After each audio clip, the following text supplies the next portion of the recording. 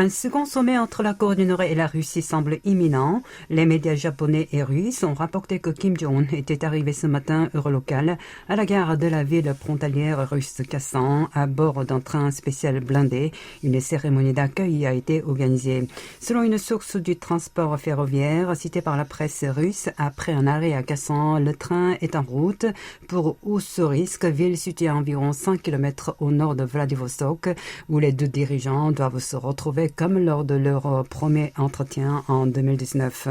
Hier, le Kremlin a officiellement annoncé que les deux hommes se rencontreraient dans les prochains jours dans l'extrême-orient russe et qu'ils échangeraient sur différents sujets liés aux relations entre leurs nations, comme la situation régionale et internationale, avant d'ajouter que peu importe la mise en garde de Washington contre d'éventuels vents d'armes de Pyongyang à Moscou.